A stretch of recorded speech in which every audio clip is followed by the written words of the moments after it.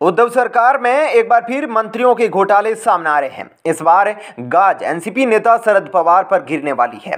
शरद पवार पर लवासा प्रोजेक्ट के तहत सरकारी तंत्र का गलत इस्तेमाल करने और कोड़ी के भाव किसानों की जमीन हड़पने का गंभीर आरोप लगा है और यह आरोप कोर्ट में सही साबित हो गया है, जिससे शरद पवार की क्या बुरे दिन शुरू होने वाले हैं, इस पर बड़ा संशय बन गया है।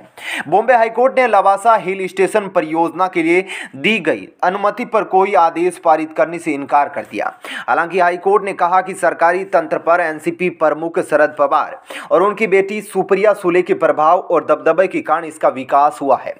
मुख्य न्यायाधीश दीपांकर दत्ता और न्यायमूर्ति गिरीश कुलकर्णी की खंडपीठ ने अधिवक्ता नाना साहेब यादव की ओर से दायर एक जनहित याचिका का निपटारा किया।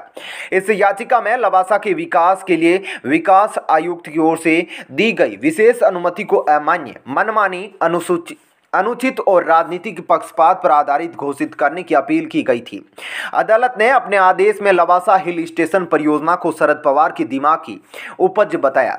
अदालत ने आदेश में कहा, याचिकाकर्ता की याचिका का मूल बिंदु यह है कि पवार परिवार के सदस्य अपनी राजनीतिक स्थिति के कारण बहुत शक्तिशाली और प्रभावशाली लोग हैं और सरकारी तंत्र पर उनके राजनीतिक प्रभाव व दबदबे के इस्तेमाल से लवासा हिल स्टेशन परियोजना का विकास हुआ।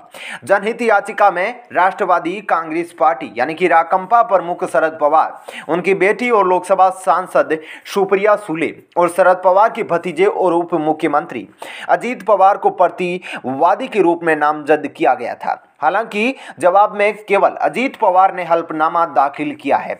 जनहित याचिका में निजी हिल स्टेशन लवासा के लिए जमीन खरीदने के मकसद से लेक सिटी कॉरपोरेशन को दी गई विशेष अनुमति को रद्द करने की मांग की गई थी। ऐसे में आपका इस खबर पर क्या कहना है? क्या शरद पवार पर एक्शन होना चाहिए? अपना विचार इस पर जरूर बताइएगा। धन्यवाद।